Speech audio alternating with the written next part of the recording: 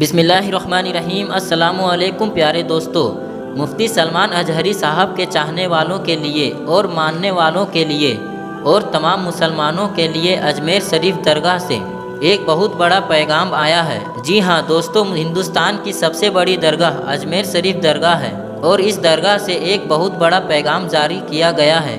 اجمیر شریف درگاہ سے مفتی سلمان اجہری صاحب کے حق میں آواز بلند کی گئی ہے، آواز اٹھائی گئی ہے۔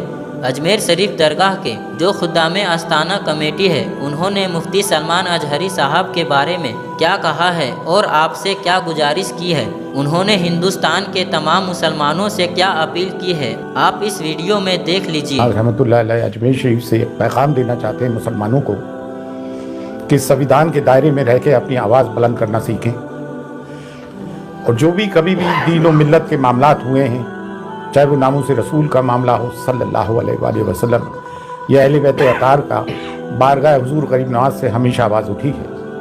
لیکن افسوس، جن کا کہ دائرہ سب میں وسیع ہے، درگاہ اور خانقاہوں کا بھارت میں، بر صغیر میں، یہاں سے خاموشی کیوں ہے؟ نکل کر خانقاہوں سے ادا کر رسم شبیری، اور یہ وقت مسلکی اختلافات کا نہیں ہے۔ مسلکی اختلافات کو درکنار رکھتے ہوئے، بالا طاق رکھتے ہوئے ہمیں قوم و ملت کے لیے آواز اٹھانی ہے۔ بے شک ہم اس چیز کی سخت مذمت کرتے ہیں جو مہرولی شریف میں بابا قطب الدین بختیار کاکی رحمۃ اللہ علیہ کے قرب و جوار میں جو 700 اور 800 سال پرانی مسجد، مدرسہ، قبرستان ڈھائے گئے ہیں، ہم اس کی سخت مذمت کرتے ہیں۔ یہ اس دور کے قبرستان تھے جو بابا قطب الدین بختیار کاکی، جو حضور غریب نواز کے جانشین ہیں، ان کے ہم اثر تھے، خلفاء تھے اور مریدین تھے۔ اتراکھنڈ میں جو کچھ ظلم ہوا، 14 فروری کی تاریخ تھی کورٹ کی، اس سے پہلے ہی آ کے نگر نگم نے سب ستیاناش کیا، باقاعدہ مشین گن چلائی گئی مسلمانوں پہ اور ظلم و مظالم اٹھائے جا رہے ہیں۔ ہمیں وہ UCC برداشت ہی نہیں ہے جو ہماری شریعت میں مداخلت کرتا ہو۔ بریلی میں جو توقیر رضا خان صاحب نے آواز اٹھائی، سنویدھان کے دائرے میں رہتے ہوئے جیل بھرو آندولن کا آہوان کیا، جو گاندھی جی نے برٹش پیریڈ کے وقت کیا تھا، وہ بھی ایک سنویدھانک طریقہ ہے، ہم نے اس کی بھی پرزور حمایت کی ہے۔ اور مفتی سلمان اجہری صاحب کو جو بندی بنایا گیا، ان پہ کیس لگایا گیا، ایسی انہوں نے کون سی بات کر دی تھی؟ اور ATX کو اس میں حائل کر دیا گیا۔ جب بھی کوئی مسلمان کوئی اپنے حقوق کی آواز اٹھاتا ہے، اپنے پہ ہو رہے ظلم کی آواز اٹھاتا ہے، تو اس کے تار پاکستان سے یا کسی بھی ٹیررسٹ آرگنائزیشن سے جوڑنے کی کوشش کی جاتی ہے۔ صبر کی، سہنشیلتا کی ایک انتہا ہوتی ہے۔ گزشتہ 10 سال سے میڈیا اینٹی اسلام اور اینٹی مسلم اس پر کارمند ہے، لوگوں کے دلوں میں زہر بھر دیا ہے۔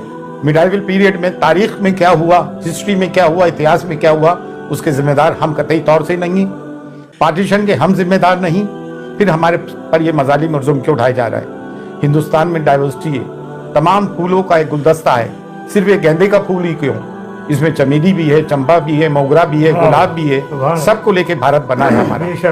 سنویدھان ہمیں حق دیتا ہے، اور اب کوئی بھی نگر نگم کا یہ بلڈوزر غیر قانونی طور سے ہمارے گھروں کو بلڈوز کرتا ہے، تو سب کے سب میدان میں اتر کے آؤ اور سنویدھانک طریقے سے اپنے لوگوں کی حفاظت کریں۔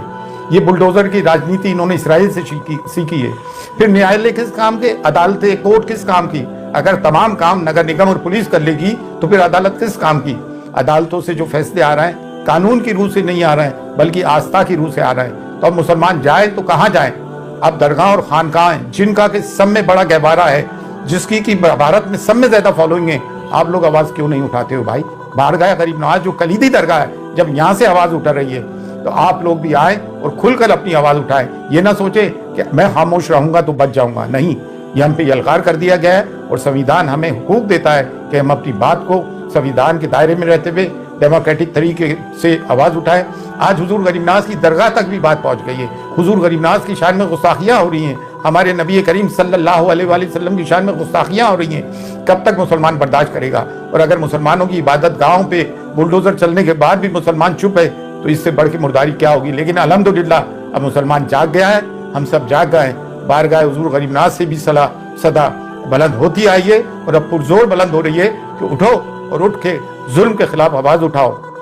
اگر اپنے آپ کو حسینی کہتے ہو اور ظلم کے خلاف آواز بلند نہیں کرتے ہو تو تم کیسے حسینی ہو؟ مسلکی اختلافات اپنی جگہ ہیں، لیکن ملت کی بنیاد پر مسلکی اختلافات کو بالائے طاق رکھو، اور جو لوگ بول رہے ہیں ان کی حمایت کرو، آؤ اور بولو مسلمانوں کے ظلم کے خلاف۔ فی امان اللہ۔